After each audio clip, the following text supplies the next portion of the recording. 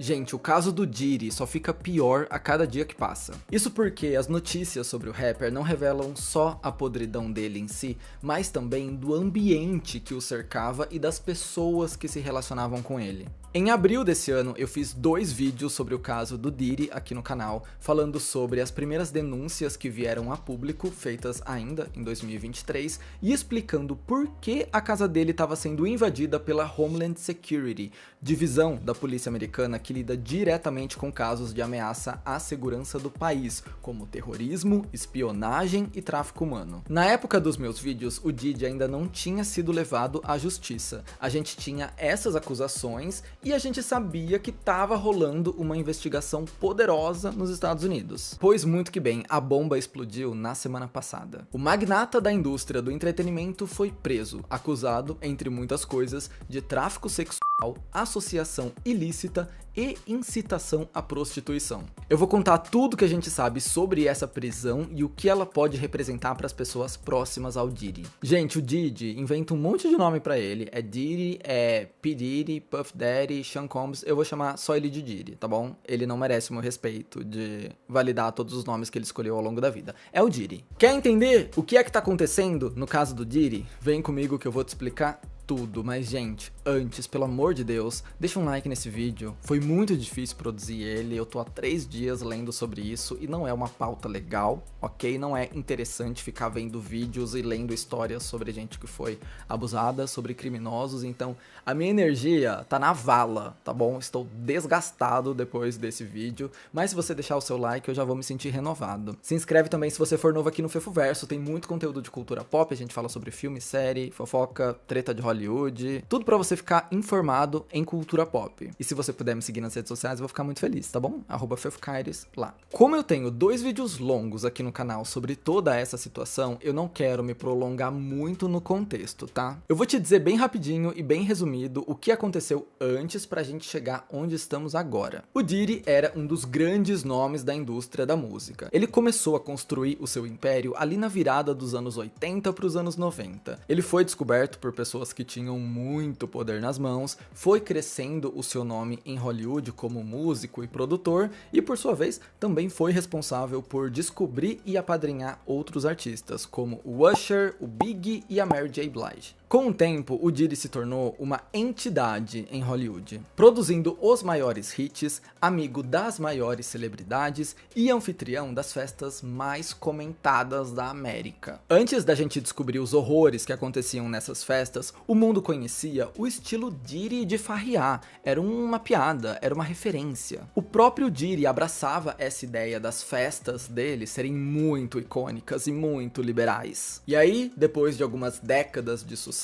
pulamos para 2023, ano passado, quando a sua ex-esposa, Cassie Ventura, abriu uma denúncia contra o rapper por agressão física, abuso sexual e tráfico humano. O processo foi arquivado porque a Cassie aceitou um acordo em dinheiro, provavelmente achando que essa ia ser a única justiça que ela ia conseguir em vida, e o que ela não esperava é que ela ia desencadear um efeito dominó, com outras vítimas surgindo para denunciar o produtor. Por mais que a gente não tivesse visto nenhum movimento da justiça, era óbvio que a casa dele ia cair. Eram muitas denúncias com histórias bem parecidas e envolvendo até nomes famosos. Um dos últimos processos a surgir foi feito pelo Lil Rod, famoso produtor que trabalhou com o Diddy no último álbum dele, lançado também em 2023, e que disse ter sido abusado e forçado a fazer sexo com garotos de programa pelo Diddy. E a história ganhou novos capítulos no primeiro semestre de 2024, quando a Homeland Security fez uma mega operação na mansão do Diddy e apreendeu drogas, HDs de computador e armas. Eu vou segurar um pouco as informações aqui, porque até então a gente não sabia o que tinha nesses HDs.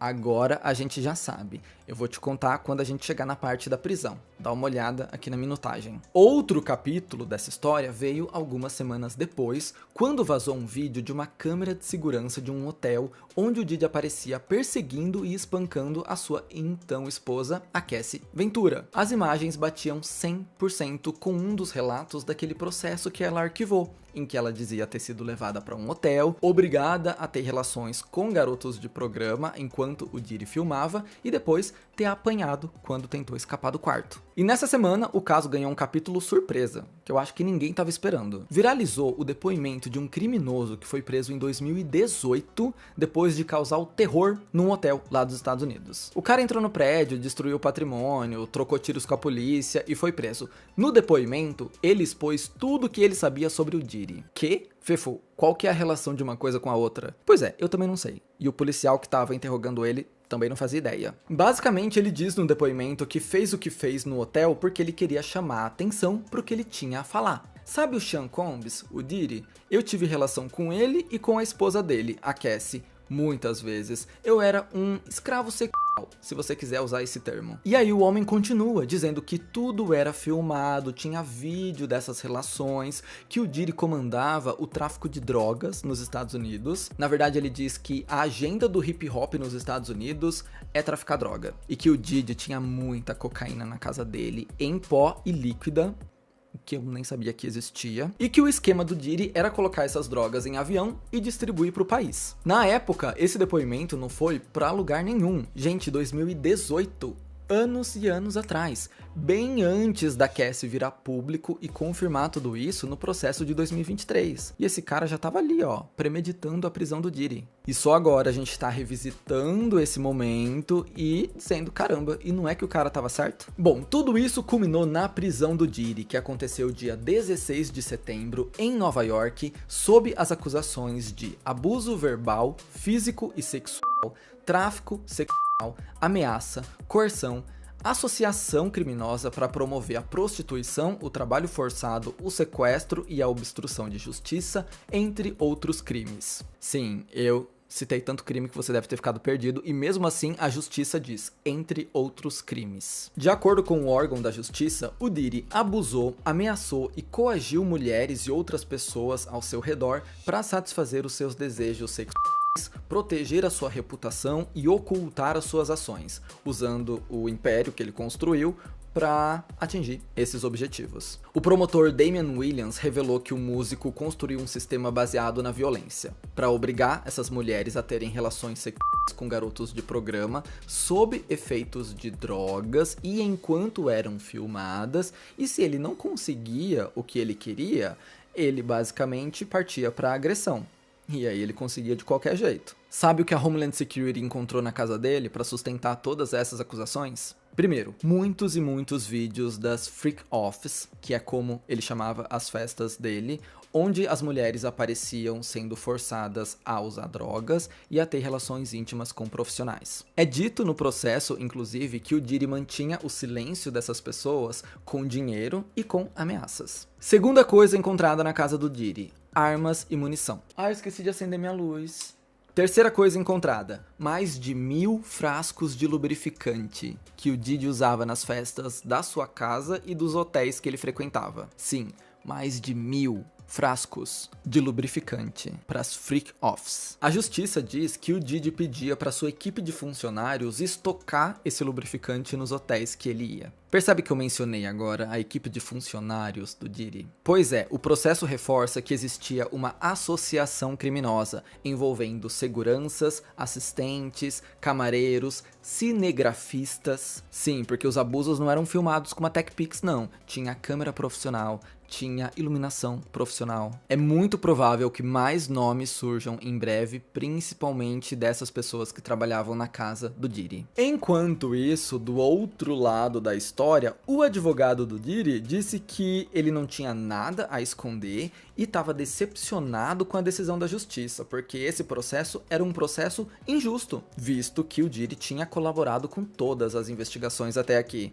Ele até se mudou para Nova York uma semana antes da prisão, para ficar mais perto ali e fazer a justiça acontecer. Que engraçado o Diddy dizer que estava colaborando com a justiça, sendo que nos últimos meses ele só negou todas as acusações e disse que as pessoas estão atrás do dinheiro dele. Tudo que estavam falando, todas as denúncias, era um esquema para tirar a fortuna dele. Mas agora ele tá se pintando como o bom moço. Só para você saber, a imprensa tá especulando que caso ele seja culpado dessas acusações, é bem provável que ele pegue uma pena perpétua. O TMZ informou que numa tentativa de ficar em liberdade até o seu julgamento, que não tem data para acontecer, ele teria oferecido 50 milhões de dólares. Mas o juiz negou esse pedido de fiança e disse que o medo não é nem o Diddy fugir do país, mas sim ele adulterar o depoimento das testemunhas, porque já chegou na justiça que antes de ser preso, o Diddy tentou contato com as testemunhas do caso. Ou seja, mais um tempinho livre, ele ia mexer os pauzinhos para conseguir se livrar, seja chantageando as testemunhas ou obstruindo a justiça, com os contatinhos que ele tinha lá na polícia. A situação do Diddy é feia e ele sabe disso. Segundo fontes da revista People, o cantor foi colocado em observação por tendências suicidas, aquilo que eles chamam de Suicide Watch, que é basicamente uma cela separada para quem tá ameaçando tirar a própria vida. Vale ressaltar que o MDC, onde ele tá detido, abriga 1.600 detentos e é conhecido por ser um lugar meio barra pesada. A prisão conta com um alto número de mortes e de tentativas de detentos tirar a própria vida. Desse ano mesmo tem registro de detento que morreu lá. Eu li uma entrevista de 2 guardas que trabalharam nessa instituição e eles contaram que lá, pros detentos, quando chega um criminoso muito barra pesada, é meio que distintivo de honra você conseguir acabar com a vida dele. Você ganha status dentro da prisão entre os outros detentos. Fui eu que acabei com aquele ali. E o Diddy chegou com um alvo no meio da cabeça. Todo mundo quer esse peixe grande. Por isso ele tá em perigo dentro da cadeia. E tem muita gente se questionando se o Diddy não vai dar uma de Jeffrey Epstein, ou seja, tirar a própria vida antes de botar a boca no trombone e expor outras pessoas, o que seria muito suspeito. E assim, vamos ser sinceros, se o Diddy cair sozinho, eu vou ficar surpreso. Ele vai levar mais pessoas pra baixo. Primeiro, porque a justiça já cita uma afiliação criminosa, pra abusar, sequestrar, chantagear e traficar pessoas. Então, certeza que essa galera da afiliação criminosa vai cair. Segundo, porque depois de tantas décadas na indústria, fica difícil acreditar que as pessoas mais próximas a ele não sabiam de absolutamente nada. E antes da gente continuar, vamos entender como eram as festas do Diddy. De acordo com o que foi obtido pela justiça, as festas macabras do Diddy podiam durar dias e eram todas filmadas. As imagens mostram pessoas abusando de substâncias e sendo forçadas a engajarem em relações íntimas. Em um vídeo obtido pelo Daily Mail, o Diddy aparece em uma dessas festas, uma festa all white, com todo mundo usando branco, e ele se posiciona na sacada do segundo andar, dando as diretrizes da festa. Ele diz: "Nós alimentamos vocês, nós demos bebida a vocês, agora é hora de aproveitar a vida. Essa é uma festa para celebrar a vida." Nesse mesmo trecho, ele diz: "Crianças, aproveitem mais um pouco, logo logo vocês vão embora. Desculpa, mas essa é uma festa para adultos. Quando vocês crescerem, vocês vão querer vir aqui." Essas White Party do Diddy eram bem famosas. Muitas celebridades participaram delas ao longo dos anos. Eu não tenho minutos o suficiente para te dizer o nome dessas pessoas, mas só para você ter uma ideia de como ia do cinema à música, aqui tem alguns. Leonardo DiCaprio, Sarah Jessica Parker, Madonna, Jay-Z, Beyoncé, Kanye West, as Kardashians, Mariah Carey, Ashton Kutcher, Aretha Franklin, Usher, Post Malone, Machine Gun Kelly, Fergie, Cardi B, Halsey, Drake, Oprah, Alicia Keys, Mark Wahlberg. Preciso mesmo continuar? Já deu pra pegar, que é todo mundo. O curioso é que desde que o Diddy caiu, ninguém abriu a boca pra falar dele. Nunca conhecemos essa pessoa. Diddy? Nunca ouvi falar. Nunca frequentei. Quem é? E eu sei que vocês querem saber quem de fato tem relação com Diddy, quem de fato pode cair agora, mas antes, eu preciso deixar uma coisa bem clara aqui. É legal ver todas as teorias da conspiração, imaginar quem pode cair agora, mas a gente precisa manter um pezinho na realidade. Tem muita teoria maluca surgindo por aí, muita história sem nenhuma base, fonte, vindo tico-teco, e a gente precisa manter um pé na sensatez, só pra gente não sair atirando pra todos os lados. Esse é um caso muito sério. Olha o tanto de vítima que esse cara fez. Olha como essas mulheres e homens sofreram nas mãos de uma rede criminosa. Eu não acho certo a gente colocar a dor dessas vítimas de lado pra brincar de especulação, pra levantar esse hipersensacionalismo e, sei lá, bater o bingo de quem vai ser a próxima celebridade presa. E eu digo isso porque tem muita gente oportunista agora se aproveitando desse caso extremamente pesado pra espalhar fake news. Primeiro, vamos entender uma coisa. Nem todo mundo que frequentou uma festa do Diddy é um criminoso. Até porque, se fosse assim, pode prender Hollywood inteira. Nunca mais assista nenhum filme, nunca mais veja nenhuma série, nunca mais escute nenhuma música. Porque todo mundo já pisou do lado do Diddy. Segundo, nem toda festa dele era um freak-off. E os abusadores precisam disso para manter o seu poder por anos e anos. Não dá para eles saírem abusando em toda a festa, não dá para eles saírem por aí sendo o demônio com todo mundo. Eles precisam ser um anjinho na frente de certas pessoas, porque são essas pessoas que, quando a bomba explodir, vão pra mídia e vão falar: o Diddy? Jamais. Não, ele nunca machucaria uma mosca. O Ray J, inclusive, deu uma entrevista essa semana dizendo isso, que já foi em várias festas do Diddy e que nunca viu absolutamente nada. Outra coisa, o Diddy era o responsável pelo after party de várias premiações em Hollywood. Ele fazia o after party do VMA, do Grammy, do Met Gala. Não dá pra pegar uma foto de uma celebridade com o Diddy num after party do Met Gala, que a Vogue tava cobrindo, tem repórter e fotógrafo da Vogue lá dentro, e dizer: meu Deus, essa pessoa numa festa com o Diddy, não acredito, ela também participava dos crimes. A gente tem que fazer uma interpretação um pouco mais cuidadosa aqui, pra não sair incriminando gente que não tem nada a ver com a história. Como eu te disse, muitas dessas festas mais públicas, mais frequentadas por celebridade, tinham cobertura da Vogue, da People, disso, daquilo, tem foto profissional, tem matéria em revista de moda. Eu arrisco dizer que as festas mais perigosas são aquelas que a gente tem menos fotos. Essas sim a gente tem que se preocupar. Só quis deixar isso bem claro aqui porque a internet entrou numa onda meio irresponsável de sair culpando todo mundo. E não é nem sobre defender artistas aqui, porque eu não coloco minha mão no fogo por ninguém. Mas entre não colocar minha mão no fogo e acusar a pessoa de ser uma criminosa, tem um salto muito grande. E assim, pela responsabilidade jornalística, a gente não pode fazer isso. Por isso, a conexão que a gente pode fazer para estabelecer uma relação entre essas pessoas e o Diddy é um pouco mais profunda. Qual era o papel dessa pessoa na vida do Diddy? E aí não tem como a gente não falar do Jay-Z. O marido da Beyoncé conhece o Diddy desde os anos 90 e eles são bem próximos. Então as pessoas começaram a ligar os pontos e discutir algumas teorias, principalmente aquelas que envolvem mortes suspeitas na indústria musical. Vamos fazer uma viagem no tempo para os anos 90. Quando o Jay-Z estava tentando entrar no mundo da música, ninguém deu muita bola. Nenhuma gravadora queria assinar ele, ninguém acreditava que ele tinha o talento ou o apelo visual para ir para frente. Na época, o seu então amigo Damon Dash ajudou ele a cofundar a gravadora Roc-A-Fella, para assim conseguir lançar e promover o seu próprio material. Nos anos seguintes, muita coisa ia mudar. De uma forma muito resumida aqui, o Damon e o Jay-Z despertaram um interesse mútuo pela cantora Aaliyah, que estava dominando os anos 90 e tinha acabado de sair de um relacionamento abusivo com o cantor R. Kelly. Sim, o R. Kelly, que hoje tá preso por ser um criminoso, pedo, ele foi casado com a Aaliyah e se relacionava com ela desde que ela tinha, sei lá, 13 anos. Um horror. A promessa do R&B, embora mantivesse uma boa relação com ambos, escolheu o Damon Dash como seu par romântico. Para o Damon, a Aaliyah confidenciava tudo que ela tinha sofrido nas mãos do R. Kelly.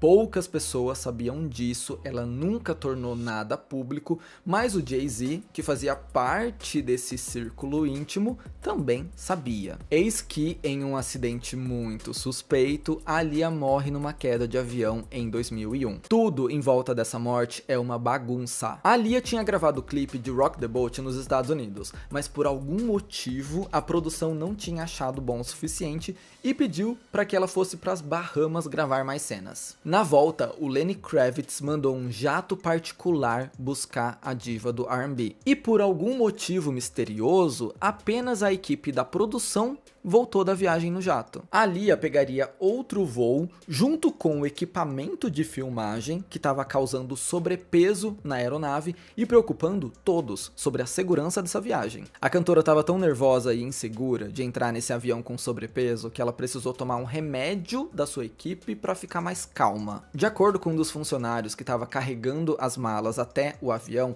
a Lia teria entrado na nave desacordada depois de tomar esse remédio, depois de tomar esse coquetel que a equipe dela deu para ela. Resumindo, ela nem queria ir para as Bahamas, ela foi porque a equipe pediu por mais cenas, ela não voltou no avião que tinha que voltar, ela estava com medo de voar e precisou entrar na nave dopada. Por causa do sobrepeso, o avião caiu logo que decolou. E o mundo perdeu a nova promessa do R&B. A causa da morte foi o desbalanceamento de peso na nave e a polícia também identificou sinais de álcool e cocaína no sangue do piloto. Como essas foram as causas oficiais do acidente, ninguém nunca investigou o porquê dela tá nesse avião e não no outro. O ponto é, fica comigo. Pouco depois dessa tragédia, o Jay-Z se afasta de um ainda enlutado Damon Dash e começa a trabalhar, sabe com quem? Com o R. Kelly, cujos crimes ele já estava bem ciente. Essa foi uma traição horrorosa contra o Damon, que foi o único a estender a mão e ajudar o Jay-Z lá atrás. O Damon então vendeu as suas ações na Roc-A-Fella, a gravadora que ele tinha feito para lançar o Jay-Z, e aí o marido da Beyoncé construiu o seu império até ter a Roc Nation atualmente. Tá, Fefo, mas onde essa história cruza com a história do Diddy? No assassinato do Tupac. O Tupac era um dos maiores nomes do rap, sem dúvidas. O assassinato dele é muito misterioso e segue sem explicação até hoje. A gente sabe que o Tupac estava num carro quando uma gangue parou no carro do lado e atirou. Sabemos disso. Sabemos a pessoa que puxou o gatilho. Mas nunca foi bem explicada a motivação de tudo, se teria mais alguém envolvido nisso. E há tempos, o Tupac já dizia em entrevistas que pessoas estavam tentando tirar ele de cena, dando a entender que ele estava falando do Diddy e do Big, do B.I.G. Meses depois da morte do Tupac, o Big também foi assassinado numa circunstância muito parecida. De repente, os dois ex-amigos, rivais, grandes nomes do hip hop estavam fora de cena. Aí surge um nome despontando na corrida pela coroa do novo hip hop. O Jay-Z. Agora, ligando os pontos, as pessoas começaram a perceber que talvez tudo esteja relacionado. As mortes suspeitas nos anos 90, as pessoas que se beneficiaram com isso, etc, etc, etc. Será que o Jay-Z sabia de todos os podres do Diddy e era cúmplice na história porque ele também se beneficiava disso? Não sei, mas é por isso que tem muita gente dizendo que depois do Diddy, o próximo a cair vai ser o Jay-Z. O Jay-Z teve uma relação muito próxima com o R. Kelly e com o Diddy. Dois cantores que caíram com as acusações mais monstruosas possíveis. Será mesmo que o Jay-Z era um cristal lapidado no meio desses monstros? E para esse vídeo não ter 3 horas de duração, eu não quero me prolongar muito em todas as teorias da conspiração que envolvem o Jay-Z, mas vocês pediram muito para eu explicar uma em específico. A contratação da Rihanna. E toma cuidado com as fake news aqui, tá? Porque tem muita gente usando termos pesados para descrever o que aconteceu. O que houve foi, a Rihanna foi para os Estados Unidos enquanto ainda era menor de idade, sem os pais, para ter uma reunião de negócios com o Jay-Z. E de uma forma muito leve, eles disseram que mantiveram ela no escritório até 3 horas da manhã para convencerem ela a assinar um contrato. Não dá para dizer que crimes foram cometidos aqui, mas a gente pode combinar que é no mínimo estranho e meio manipulador, ter uma reunião importante dessas com uma menor de idade, desacompanhada de um responsável e precisar de tantas horas assim para convencer ela. Mas é isso que a gente sabe. E aí, dando um salto para as teorias, tem gente dizendo que a Rihanna foi vítima de tráfico, que ela foi arrastada para os Estados Unidos. Aí a gente parte para a especulação do negócio. E sabe o que é que tá pesando pro lado do Jay-Z? Muita gente que expôs o Diddy na internet também falou sobre o Jay-Z saber de tudo. E embora a gente esteja falando sobre teorias aqui, essa galera tá acertando muita coisa que tá caindo nas costas do Diddy. Então, talvez eles estejam acertando mais uma queda que vai rolar em breve. E as coisas não tão boas pro Jay-Z essa semana, tá? O cara deve estar uns meses sem dormir já. Nesses últimos dias, saiu um blind item de que ele teria se encontrado com um advogado criminal e um advogado de divórcio recentemente. Blind item, eu não sei a veracidade, muito provável que seja mentira, mas se for verdade, ele já tá se preparando pro pior, né? E como se não bastasse, ele ainda precisou escutar poucas e boas da Nicki Minaj no Twitter. A rapper fez um desabafo lá nas redes sociais depois que o seu nome foi citado pelo empresário Steve Stout, que alegou que ela não assinou um acordo depois da venda do Tidal, sei lá, em 2021. E que ela tava brava por causa disso, porque o Tidal foi vendido e a Nicki Minaj não tinha ganhado nada. Pois a Nicki foi pra internet, disse que foi enganada sobre o acordo com o Tidal e que ela recebeu uma proposta depois da venda da plataforma de streaming, que na verdade era uma tentativa de silenciamento. Por isso que ela recusou. Ela falou que ofereceram $1 milhão pra ela ficar quieta, aceitar a venda do Tidal e seguir a vida. E ela não aceitou esse $1 milhão, ela não precisa disso. Ela ainda acusou esse Steve de trazer esse assunto à tona só para desviar o foco das pessoas que estavam pressionando o Jay-Z a dar um pronunciamento sobre o amigo dele que foi preso. Ela foi grandona, ela soltou os cachorros. E uma coisa tá clara nessa situação. Tá todo mundo tentando fugir do Diddy. O Usher, que foi treinado pelo Diddy lá nos anos 90 e viu muita coisa que não era certa, apagou mais de 7.000 tweets essa semana. Depois ele veio à rede social dizer que sua conta foi hackeada e que as pessoas estavam emocionadas demais para tirar conclusões. Eu não sei que hacker invade sua conta e, em vez de tweetar coisas ou roubar os seus dados, apaga tweets. Um hacker que faz uma limpeza nas redes sociais. Ok. Mas é isso, agora que a casa caiu pro Diddy, a internet tá numa caça às bruxas contra todo mundo que já deu um bom dia pra esse homem. As celebridades estão com medo de que possa surgir alguma coisa contra elas. E mais uma vez fica aquele alerta para você fazer o discernimento do que é real e do que não é. Por exemplo, tem viralizado alguns artigos dizendo que a Pink também apagou seus tweets por estar com medo de ser vinculada ao caso do Diddy. Mas assim, a gente nem tem evidência dessa relação entre Pink e Diddy, e os fãs disseram que a Pink apaga os seus tweets há muito tempo, desde antes de toda essa história. Então talvez a internet esteja começando a caçar pelo em ovo. Outra coisa, a Megan Fox apagou tudo do seu Instagram recentemente, e aí tem post na internet dizendo: não me surpreende a Megan estar fugindo também, sempre achei ela muito estranha e agora ela está apagando suas evidências na internet, sendo que a Megan Fox apaga o Instagram dela todo mês e volta no mês seguinte, literalmente. Então eu acho que a gente precisa fazer algumas ressalvas na história. E é bom a gente tomar cuidado e maneirar nas teorias da conspiração, porque como eu te disse, tem gente oportunista nisso. Acredite se quiser, quem tá usando todo esse caso a seu favor é o Donald Trump. Essa campanha presidencial não tá a mais limpa da história dos Estados Unidos, e o Trump compartilhou nas suas redes sociais uma foto adulterada da Kamala Harris com o Diddy, dando a entender que a Kamala frequentava as festas do Diddy.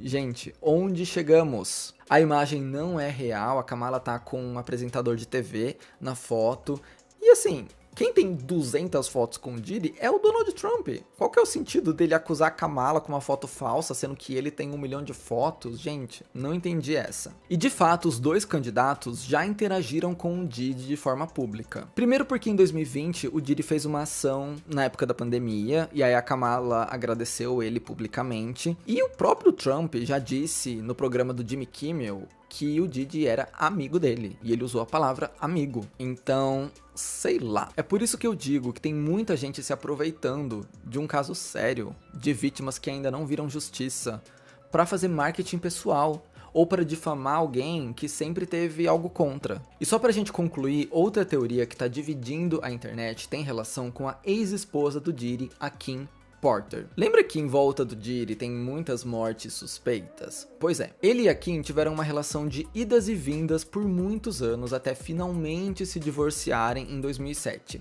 A Kim era secretária da gravadora que descobriu o Diddy. Lá atrás, ela estava com ele desde o começo, acompanhou tudo o que aconteceu na vida do rapper. E supostamente, a Kim Porter estava escrevendo um livro das suas memórias. Processo criativo que foi interrompido em 2018, quando ela faleceu por uma pneumonia não tratada. Uma mulher saudável, de 40 e poucos anos, com dinheiro, falecendo por pneumonia em pleno 2018. Que estranho, né? Pois é, agora parece que o livro de memórias vai ser lançado por meio do seu melhor amigo, que coletou os primeiros rascunhos dela antes de morrer. No livro, que é coescrito por esse amigo, a Kim expõe todos os podres do Diddy e ainda confirma algumas teorias antigas da internet, incluindo o abuso que ele teria praticado no Justin Bieber. Eu falo mais sobre isso no primeiro vídeo, sobre o caso. A questão é, como esse livro é coescrito por esse amigo, a gente não sabe exatamente o que de fato saiu da Kim Porter e o que foi colocado ali por outra pessoa. Então a credibilidade dessas acusações está um pouco incerta agora. Assim como a teoria de que a Kim Porter foi silenciada para não lançar esse livro. Esse é um anexo a toda essa treta, é uma coisa que está orbitando a polêmica, mas ainda não tomou forma, porque são muitas dúvidas. Mas de forma geral, é isso. Esse é um mega resumo de tudo que tá acontecendo com o Diddy, por que o nome do Jay-Z foi trazido à tona, por que tem gente falando que ele é o próximo a cair, e sei lá, é isso. Meu Deus, eu não aguento mais. Deixa eu só jogar esse vídeo pra vocês, porque já tô no meu limite. Mas é isso, a gente vai ter que esperar os novos desdobramentos, com certeza mais nomes vão surgir e vamos se preparar pro pior. Talvez a sua celebridade querida esteja envolvida no caso mais horroroso da história de Hollywood. É uma coisa que só o tempo vai dizer. A justiça deve estar correndo atrás disso. Demorou um bom tempo pra chegar no Diddy e, dependendo do poder da pessoa, pode demorar um pouco mais pra chegar nela, mas vai chegar. Vai chegar nessa galera e a gente vai estar aqui pra cobrir, pra falar tudo sobre. Eu espero que você tenha gostado desse resumo. Se você gostou, deixa um like nesse vídeo, se inscreve aqui no Fefoverso, me ajuda demais. Se puder me seguir nas redes sociais, vou ficar muito feliz e a gente se vê no meu próximo vídeo, tá bom? Tchau, tchau.